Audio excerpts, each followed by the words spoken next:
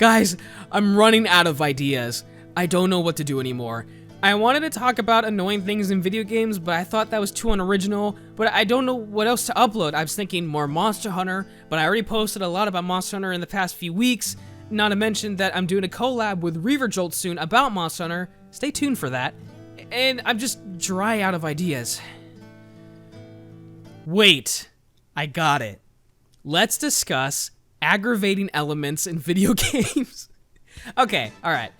That was too long and windy of a path to get to the point of this video. There are a lot of annoying elements in video games, from enemies to mechanics to the missions games force you to do, and I wanted to talk about them in categories, like separate videos, but that would take a very long time to accomplish, so I decided to put it all into one video.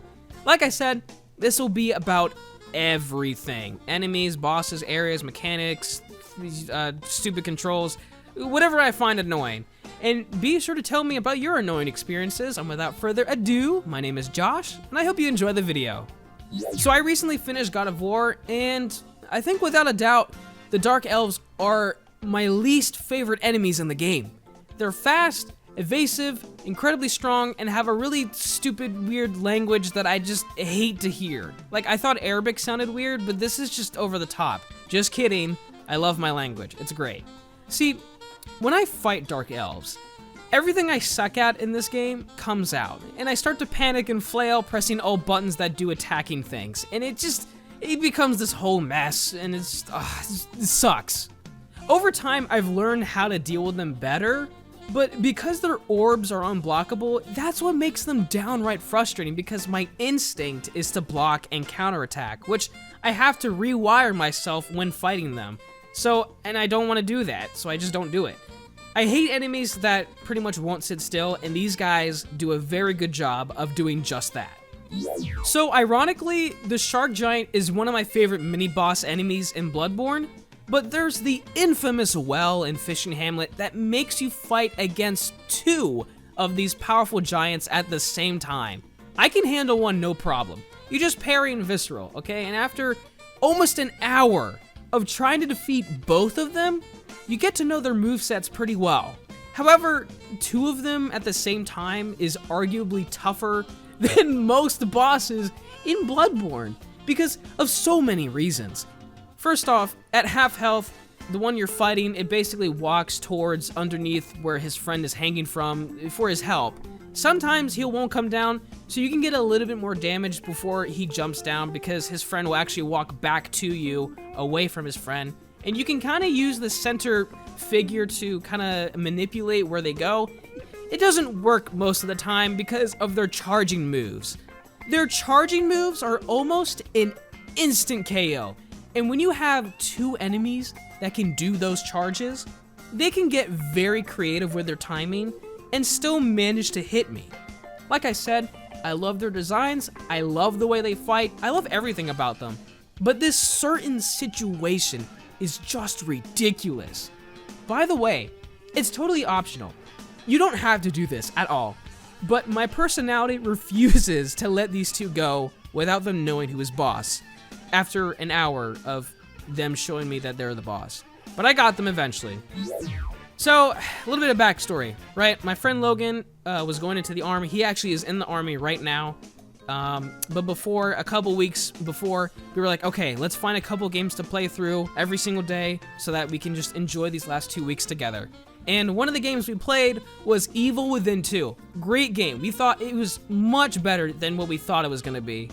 And so, when we were playing through it, we fixed our skills around stealth. And usually it works, right? But the flame zombies, they make it half effective since they can instantly burst into flames, which then you can't stealth kill them since, you know, fire hurts. And on top of that, they're just stronger in general. These two simple qualities make fighting them very aggravating because ammo is scarce, so stealth kills are great. But their timing with bursting into flames and then immediately spotting you is impeccable. It makes everything move slower, and then I usually just waste bullets on them just to get it over with quicker than waiting a couple minutes for the right moment. I have the time, but I wish I didn't. I want to... Next game. The Forest is probably one of my least favorite games. This game quickly became very boring, and the only type of excitement you would get from this game are the cannibals, which are fast and attack in groups. With the wonky controls and sometimes phantom hits, even though I'm right in front of their face, it just doesn't hit them, it makes me want to feed myself to the cannibals. See, again, blocking exists, but my ability to remember that is non-existent. So it just makes them so much more annoying. Thanks, The Forest, for not only terrible gameplay, but just phantom hits. I can't get over that. I'm like 1 inch away from their face, and I'm whacking my axe around, and they don't take any damage. It's just, ugh. One of the greatest atmospheres I've ever witnessed in video games, Shadow of the Colossus. It is a beautiful game. However, I can't really enjoy it because of the wonky horse controls. Why am I fighting the camera so much when I'm on this stupid horse? I'm having a nice ride through the land of Colossi, and would you please just turn around? I feel like I'm driving a car drunk. This horse and the camera are working together to make this game terrible. I mean, don't worry, it doesn't. I love Shadow of the Colossus, and I'm really hoping they make a second or some type of similar game, because I feel like it's very underrated. But the thing is, about this horse, is that I move my controller a little bit to the left or a little bit to the right. I meant my joystick, by the way. I don't actually move my controller. The joystick. A little bit to the left, a little bit to the right, and then my horse decides to do a complete 90-degree angle. Which, like, okay, I guess that's not what I said, but you can disobey and I'll just walk there myself. Another game my friend Logan and I played before he went to the army was Far Cry 5. Great game. We loved it. Very funny.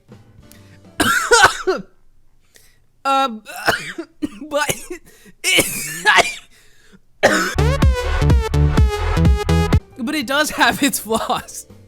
Plane fights suck. They're terrible. And John Seed was our first encounter, and maybe the main reason why I didn't like it is because since there's 2 players, he was the one controlling the plane, and I was the one I was just sitting in the back with a huge mounted machine gun. But whenever, there was this glitch, right? Where whenever I would shoot the mounted gun, it would damage the plane. It took us 20 minutes to take care of John Seed because 10 minutes was trying to figure out what was the problem, and then we figured out, oh, I'm shooting and I'm damaging the plane, so I couldn't shoot. And then the other 10 minutes was actually taking care of John Seed because his maneuvering mechanics were just too good for us. And also, you know, backside of the plane, it doesn't really give me the best view. Oh hey, Dark Souls 3, why wouldn't I include a game like this in a video like this? That was weird phrasing. I mean, okay, Dragon Slayer armor. This boss was great overall. I loved it. There's just 2 things that annoyed me. The demonic butterfly moth things, whatever they're called. It feels like they know when to shoot their flame orbs at the most inconvenient time. Like, I get hit by Dragon Slayer and they're like, now! And they just shoot it and I die. The other thing is this axe swipe. The attacks with the largest windups are the ones that I struggle with the most. I don't know why. Like, let's go back to Bloodborne, right? The Fisherman Giants.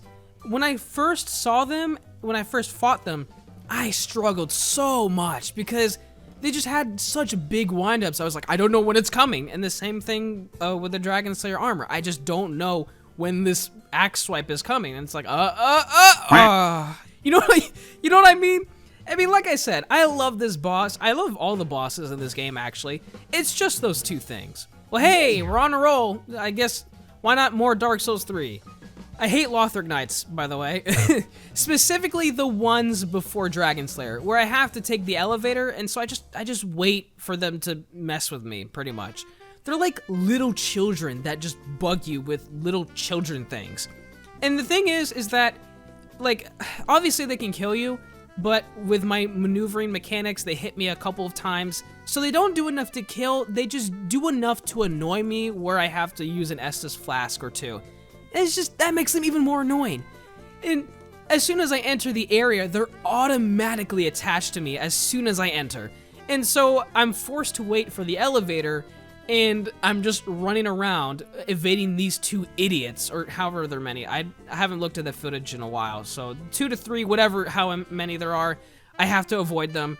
It's really annoying, and it's kind of unfair, honestly. I mean, then again, when is this game fair? Like, I'm not mad, usually, that I die to Dragon Slayer. I'm mad that I have to deal with these guys again. That's pretty much the main reason. Hey, thanks for catching up to the conclusion, friends. Post in the comment section your least favorite things in video games. I'll be sure to take a look at those, and I'll definitely be sure to make more episodes of annoying elements in video games because I haven't even scratched the surface. First time doing this, don't forget to follow me on Twitter. I retweet memes most of the time, and in case anything happens to the channel, you'll be updated there. So, link in the description.